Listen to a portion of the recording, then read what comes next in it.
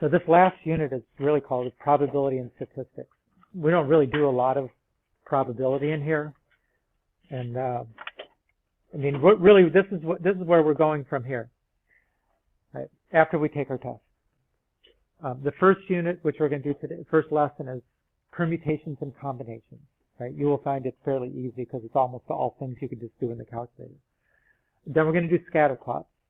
You've done those before. You did best fit lines and best fit quadratics in Algebra 1. We go beyond that, right? Because now we can use more of those functions in the calculator because we've studied exponentials and we've studied logarithms. I mean, there's more in that menu. If you go to Stat Calc and just scroll down, there's a lot more in there than just linear and quadratic. And then we do a little bit of review of like measures of central tendency, like mean, median, mode, and measures of dispersion, which are median,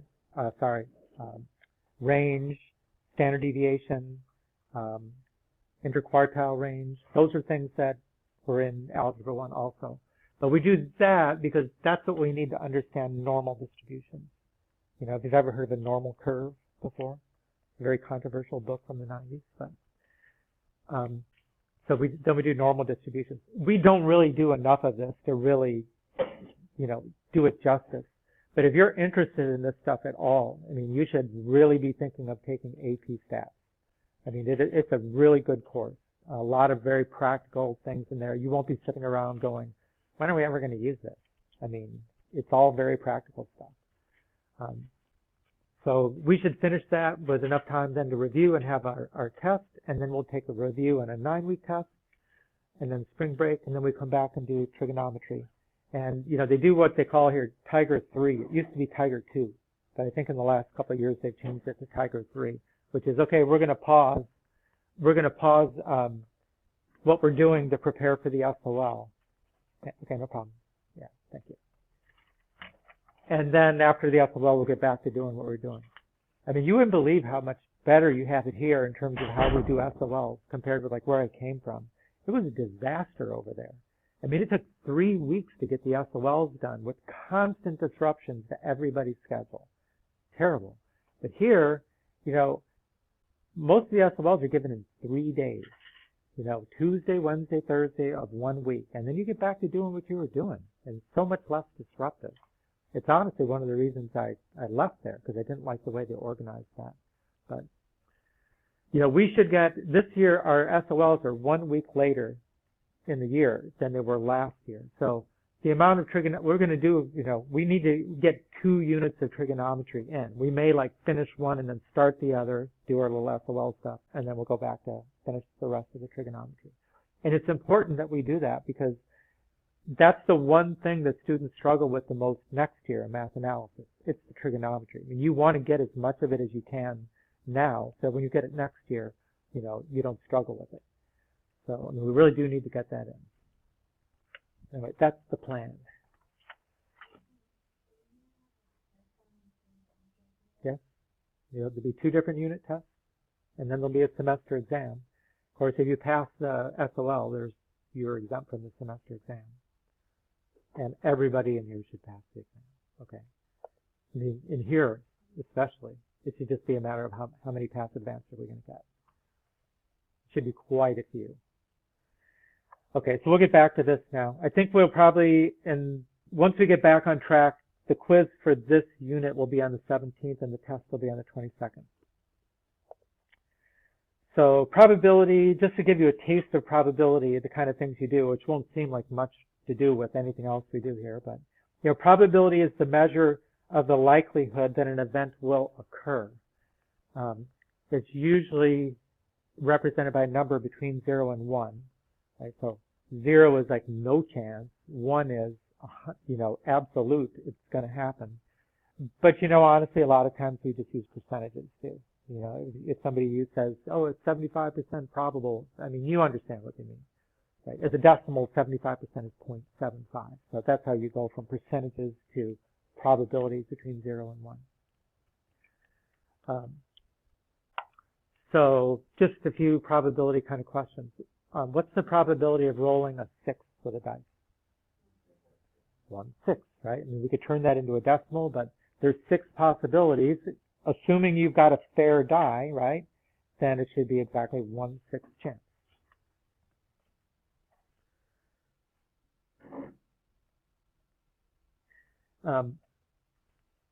If you've already rolled a 6 on the first roll, what's the probability that you roll a 6 on the second roll? I'm not asking what's the probability of rolling 2 6s. I'm saying let's say you just rolled the dice 1 and you got a 6. Okay, now what's the chance you get a 6 on the next roll? It's still 1/6, right? It doesn't change just because you already rolled a 6. I mean, there's something that's commonly referred to as the law of averages. Like, I'm going to roll a 6 and I got another 6, okay? Well, the law of averages says this next one is not going to be a 6, but actually the probability is still 1/6 every time you roll a die, right? It's still 1/6. There is no such thing as a law of averages, even though people like to think there is. Okay. What's the probability of you rolling the 6 twice? Like the first time you get a 6 and then the second time you get a 6. That would be the 1/6 times 1/6, right? If it's 1/6 chance the first time and 1/6 chance the second time, that's 1/36. Okay, is that the same thing as saying what's the probability of getting a 6 when you roll the 2 die? Meaning you're going to add up the 2 die?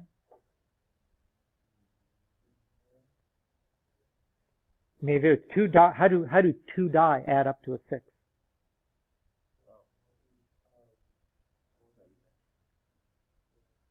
I mean, you could get a 1 and a 5, a 2 and a 4, a 3 and a 3, right? So in order to know the probability, what would you need to know? First, what are all the different possibilities, right, when you roll 2 die? And then what's the probability of getting 6? So this is where we get into the kind of things we do in the lesson today. You got to be able to count up the number of possible outcomes so you can figure out this probability.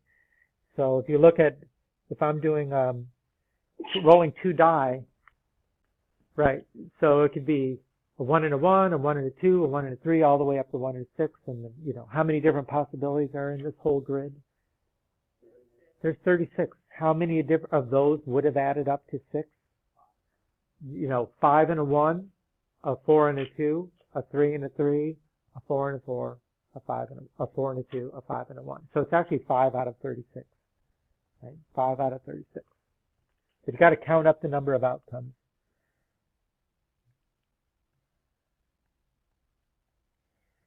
Right, what's the probability of drawing an ace from a deck of cards? 1 out of 52? No. How many out of 52? 4 out of 52. You probably said that and I heard it wrong. 4 out of 52, which is 1 out of 13 chance, right? What's the probability that you draw 2 aces? What's the probability of getting, after you've drawn 1 ace, 1 out of 13 chance, what's your probability of the second one is going to be an ace? 3 out of 52? 3 out of 51, right? Because you took 1 card out and you took out 1 ace, right? So it's actually 3 out of 51. So you would have to multiply, right? It is 1 out of 13 to get that first one. And then it's going to be 3 out of 51 to get the second one, right? Which is 1 over 13 times 1 over 17. So that's 1 out of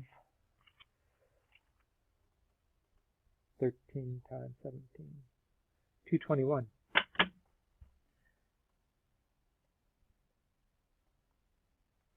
Okay. So what we do in this lesson here is really these 3 things. What's called the fundamental counting principle, permutations, and combinations.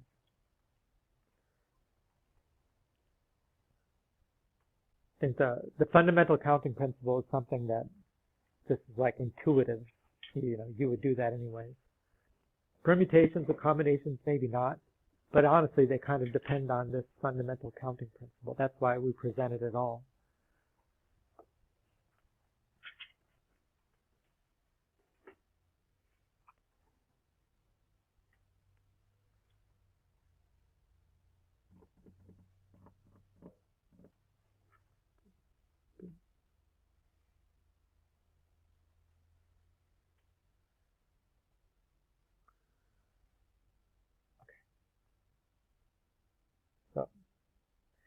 So here's fundamental counting principle, right? A sporting goods store offers 3 types of snowboards and 2 types of boots. How many different choices does the store offer then for snowboards and boots? Yeah, I mean, let's say that I say the snowboards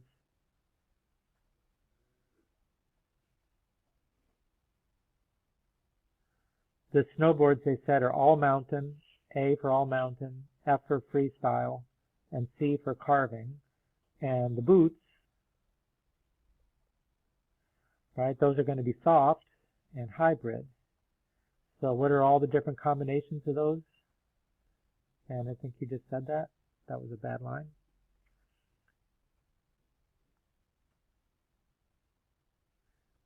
Yeah, I mean, if you have the all mountain snowboard, you could have soft or hybrid boots. If you have the freestyle snowboard, you could have soft or hybrid boots, right? In every case. So in the end, it's going to be 3 times 2, which equals 6. Right? So the fundamental counting principle says if one event can occur in m ways and another event can occur in n ways, then the number of ways that both events can occur is m times n.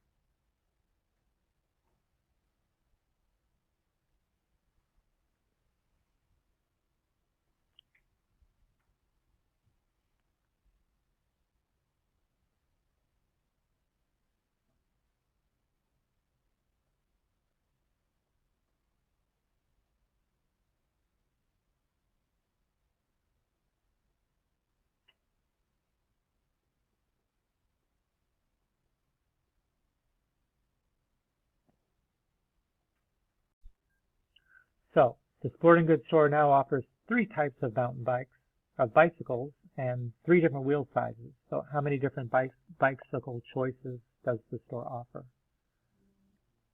3 times 3 equals 9. And maybe some bikes and wheel sizes don't go together, but you know, that's it. How about this one? You're framing a picture. The frames are available in 12 different styles, 55 different colors, and 11 different shades of blue for the mat board. What's the math? How are we going to figure out the total number of possible? So you're going to do 12 times 55 times 11. 7,260.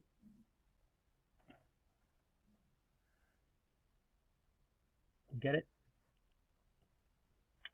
I mean, a lot of times you'll see this kind of problem. Say, you go to a restaurant and there's 3 drinks and 4 entrees and 5 desserts.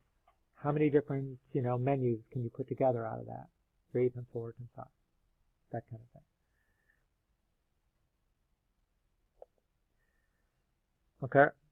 The standard configuration for a Virginia license plate is 3 letters followed by 4 numbers. How many different license plates are possible? Okay, let's see. So 3 letters, and then followed by 4 numbers. So this is a letter and a letter and a letter and a number and a number and a number and a number. Okay, how many different possibilities do you have for the first letter? 26. How many for the second letter? 26. And the third? 26. How many different choices for the number? Including 0? It should be 10. So 10 times 10 times 10 times 10. Which you can shorten that up to say 26 to the third times 10 to the fourth.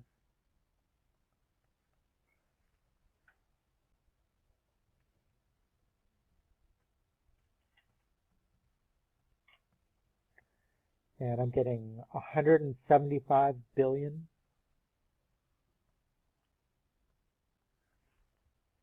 760,000.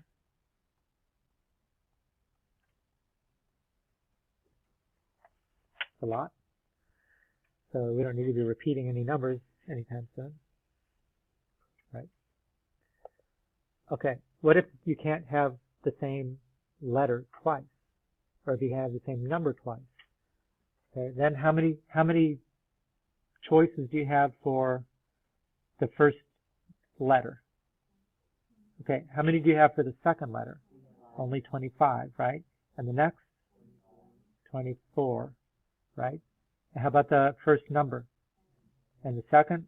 9, 8, and 7. So if you want to do the calculation, just multiply them up, right? This is fundamental counting principles, right? When you say, okay, that means I should be able to multiply them up. If you've got 26 choices for the first and 25 for the second, et cetera, just multiply them, and you get some hellacious number.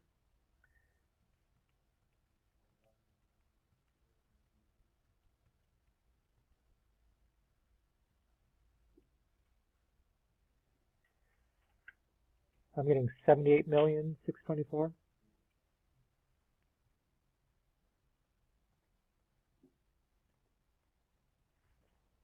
0, 0, 0.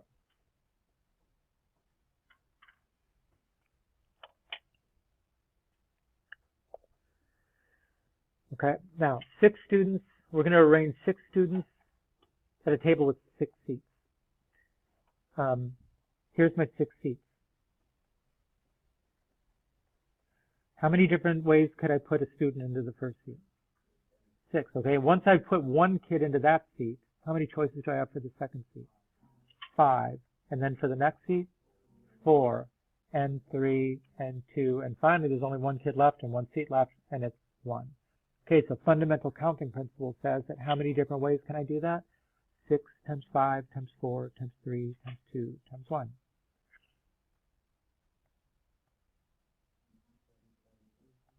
Which equals 720. Okay, we're going to do that in a minute, okay? So that's, whenever you want to multiply, or one number times all the numbers less than it, all the way down to 1, that's actually called factorial. And they use an exclamation point to represent it. So n factorial is n times n minus 1 times n minus 2 times n minus 3, all the way down to 1. So what we just did on the last slide was 6 factorial, right? 6 times 5 times 4 times 3 times 2 times 1. Of course, you don't need that times 1, but that's what factorial is. Now, by definition, because it will come up even in today's lesson, if you get a 0 factorial equals 1.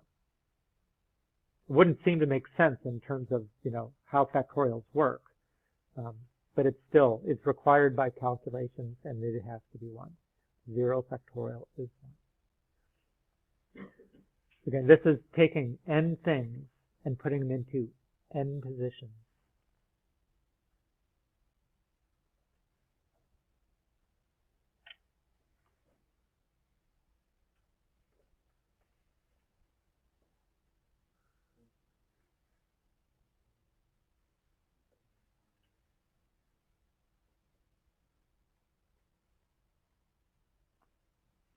Okay.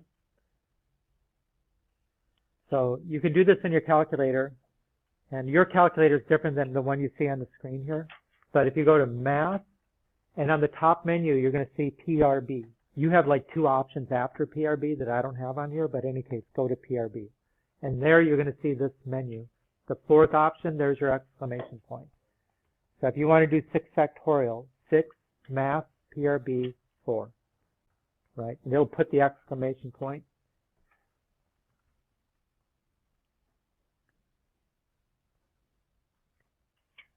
Math, PRB, 4. And there's the 720. So you don't have to go 6 times 5 times 4 times 3 times 2. Right? We'll do that for you.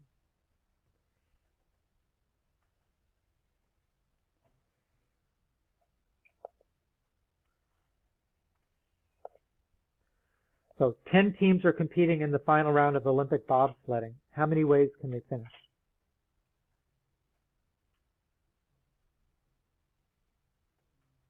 What would be the math? 10 factorial, right? So if you're putting 10 things into 10 slots, factorial, right? So we're going to say 10 factorial. So calculator, 10, math, PRB, 4. 3,628,800. Right, so remember, n things into n positions, factorial. Okay, what about, you only want to know how many different ways can they finish first, second, and third, since that's all anybody cares about in the Olympics, right? First, second, and third. Okay, well, how many ways can they finish first? 10, and second, 9, and 8, okay? So fundamental counting principle says 10 times 9 times 8 is, it's actually 720. Okay, so now we didn't put in n things into n positions. We took n things and we put them into a more limited amount of positions, and we got a different answer. Okay. That's called permutation. Right? Permutation is the number of orders that our objects can be taken from a group of n distinct objects. And it has a particular notation, which is on the formula sheet. Lowercase n, capital P, lowercase r. And this is, it should be n factorial in the numerator. So it's n factorial divided by n minus r factorial. So let's see, the one we just did, 10 P3, right? We took 10 things, we put them into 3 positions. So that should be, by the formula, 10 factorial divided by 10 minus 3 factorial, which is 10 factorial divided by 7 factorial.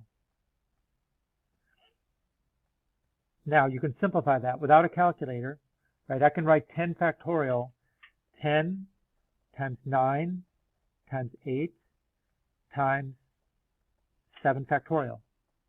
I'll let 7 factorial take care of the rest.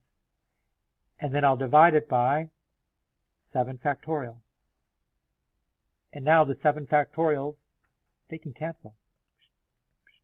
And what's left is 10 times 9 times 8, which is what we just did for our calculation, right? 720.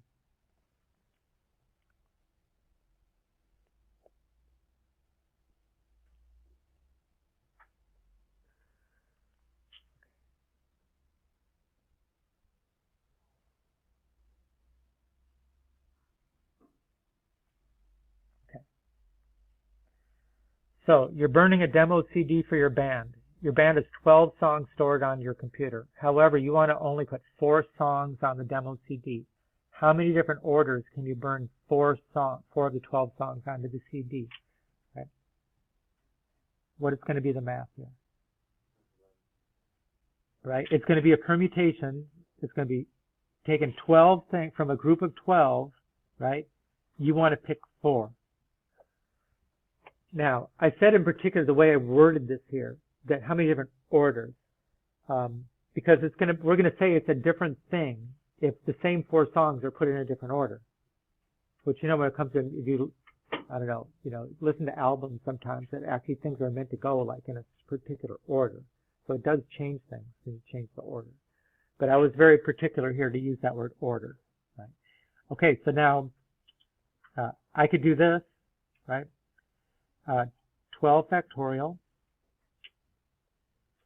over 12 minus 4 factorial, which is going to be 12 factorial over 8 factorial, which is 12 times 11 times 9 times 8 factorial. Oh, sorry, I forgot my 10. Times 10 times 9 times 8 factorial. Divided by 8 factorial. Which again, now my 8 factorials, they cancel. So the math of it is 12 times 11 times 10 times 9. Right?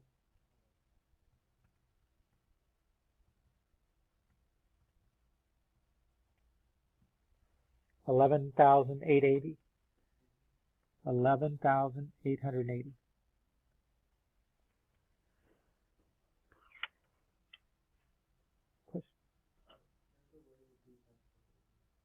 We're about to do this one, okay? So, again, in the same menu, Math PRB, they have permutations. That's option 2. So if you want to do that, on the same song here, again, we want to do 12P and, what do we say, 4? 12P4. Now, if you notice, on my calculator, because my calculator is not as new of a version as this one, it actually doesn't look the same. And, you know, when you're here, you use our calculator, or on the SOLs, you've got this calculator. But if you have a calculator at home, it probably looks more like this. So, you know, if I go to Math PRB and I pick 2 for permutation, there's the NPR, but it's got this thing in front of it, which is actually just saying whatever was my last answer in the calculator, it's going to make that equal to the N, and we don't want that. So before you go to the NPR, if you've got a calculator at home, first you got to put in the 12, right? So I really needed to do it like this. 12, Math, PRB, and 2 for permutation, and then 4. And now it assumes the N is the 12 and the R is the 4. And when I hit enter, I get 11,880, which is what I expected. Like I said, these calculators, did you try it? Try it, right? What is 12P4?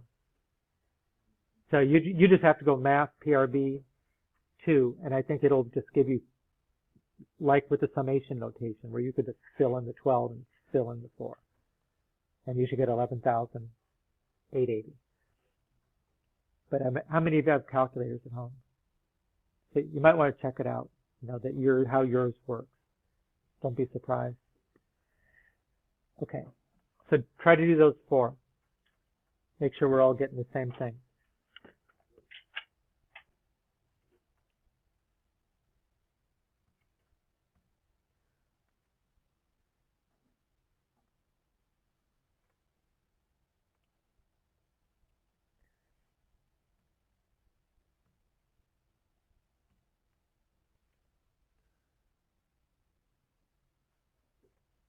You know, 4P1, it's like, how many ways could I fill one spot from a group of 4? 4, you know, how much else you can do? 4. 12. Math, PAP, 2, 7. Numbers get big. 3,991,680. Okay, now 6P6. 6, Math, PRB, 2, 6. And we get 720. Now, unfortunately, we saw that in 2 different contexts, but just think of what we're saying. How many different ways, orders, could you put 6 things into 6 positions? That's the same reason we had with factorials, right? So actually, those are 2 equivalent processes, really. And you could look at that. NPN equals n factorial, right? Watch when I do this. N Pn by the formula should be n factorial divided by n minus n factorial, right? Which is n factorial over 0 factorial. But by definition, 0 factorial is 1. So that's why NPN is the same thing as n factorial.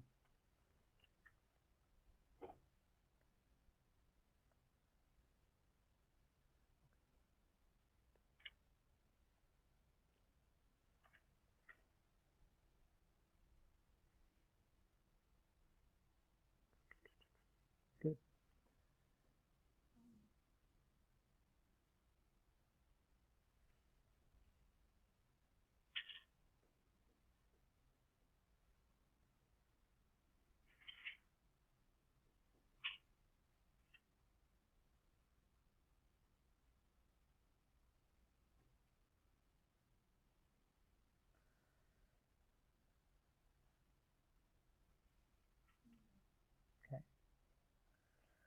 Okay, now, a standard deck of cards is 52 distinct cards. How many different 5-card hands are possible?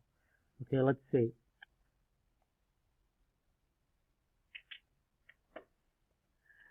All right, so let's say that the first card I get is the Ace of Hearts, right? And then the next card is the King of Diamonds. And the next card can be the 2 of Spades. And then I get the 3 of Spades, because I like drawing that one. And then I'll get the 7 of Clubs.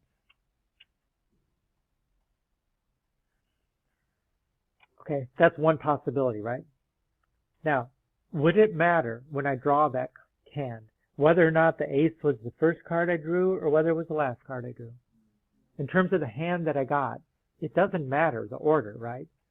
So when order doesn't matter, that's not a permutation anymore. That's called a combination, right? And combination has its own formula, right? NCR is n factorial over n minus r factorial, r factorial. There's one up here, Paula.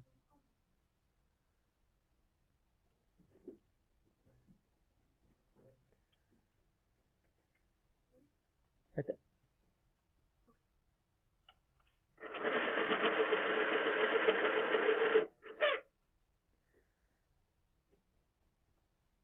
So looking at the formula, what's bigger, permutations or combinations? Well, notice that the combinations has one additional factor in the denominator. So as with that factor right there, what's it going to do to the size of the combination? Since it's in the denominator, as that number gets bigger, the combinations get smaller, right? It's like you're taking the permutations formula, which is that, and dividing it by something. It's going to be smaller. I mean, just like we said, if you take the 5-card hand that I draw, right? If order is important, then I've got 5 factorial ways to do that, right? So there'll always be more permutations than combinations of a thing.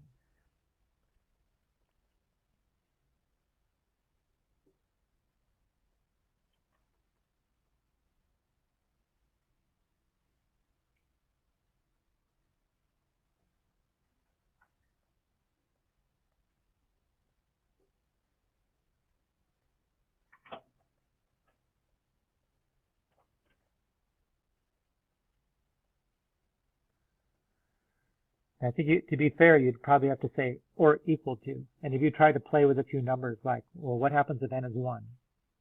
Or what happens if n is 2 and r is 1? That you can see sometimes it's equal, but could be less.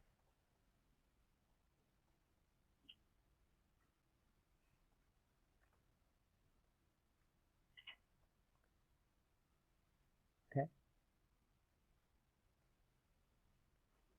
Okay.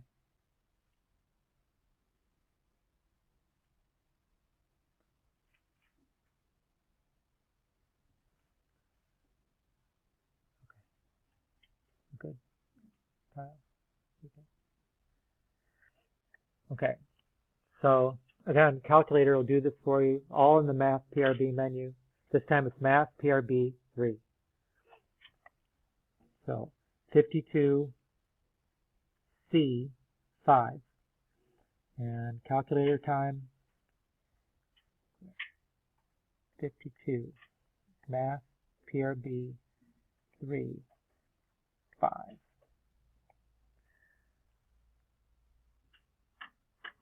$2,598,960.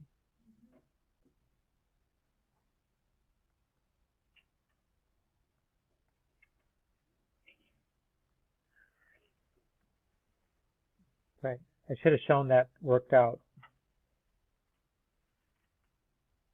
Let me use the formula on that one. I'll do it over here. So 52 C5 would have been 52 factorial divided by 52 minus 5 factorial, 5 factorial, right, which is 52 factorial divided by 47 factorial times 5 factorial. Again, you can simplify that. 52 factorial I could write as 52 times 51 times 50 times 49 times 48 times 48 times 47 factorial.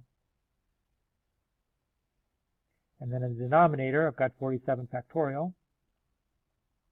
And then I take the 5 factorial and I make it 5 times 4 times 3 times 2. And I don't need the times 1. And then I cancel.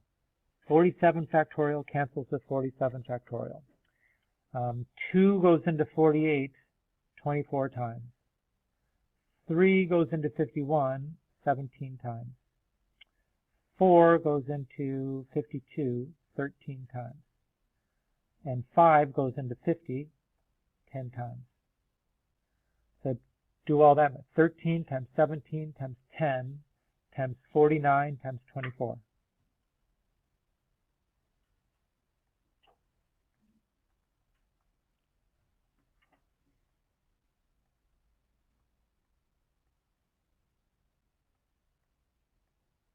Right, you should get the same thing.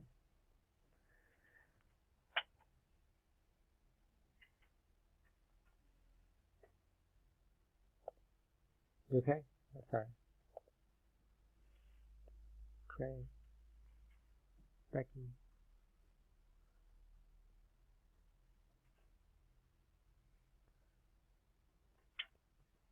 Okay. Okay, we're almost getting there. Oh, I've gone the wrong direction. So during the school year, the girls' basketball team is scheduled to play 12 home games. You want to attend 3. Right? How many different combinations of the 3 games could you pick? Could you go to? What's going to be the math? 12 C 3. Right? You want to go to 3 games out of possibility of 12. So 12 math Tier B 3. 220.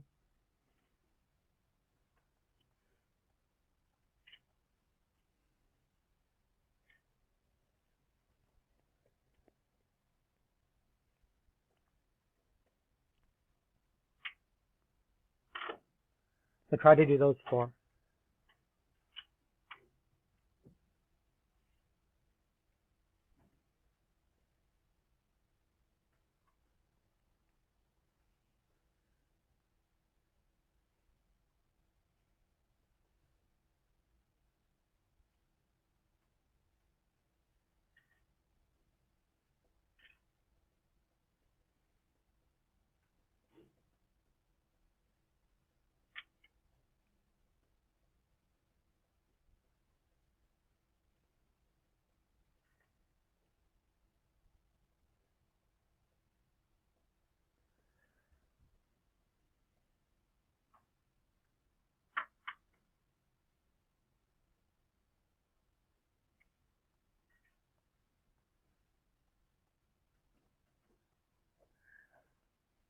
To see a pattern there? You know, when these two numbers, like 7C6 and 7C1, since the 6 plus 1 equals 7, it's going to be the same. And you could try it in the formula, but you know, if you know, the formula for 7C6 would have been 7 factorial over 7 minus 6 factorial, which is 1 factorial, times 6 factorial. You know, if you switch if you make that a 7C1, then it's, you know, 6 factorial, 1 factorial in the denominator. It just switches the order. So that's the same. So 10C8 and 10C2, because 8 and 2 is 10, they're going to be the same thing.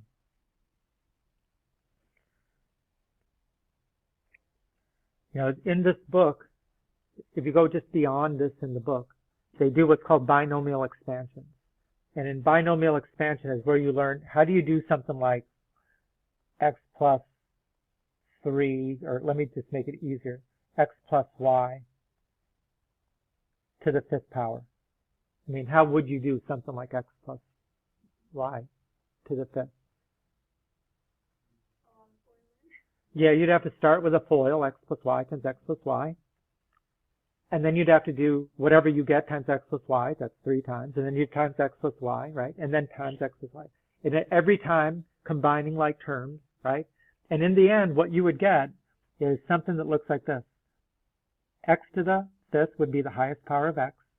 The next would have an x to the 4th, and it would have a y to the 1st. The next term would have an x to the 3rd,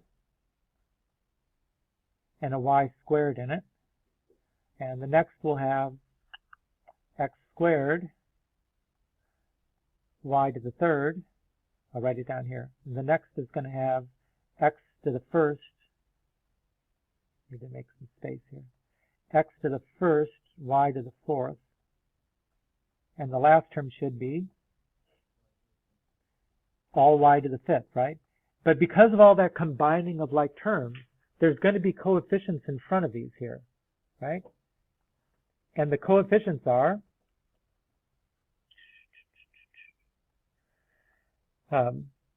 this is going to be 7C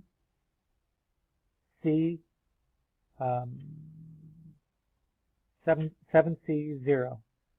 This is going to be 7C1.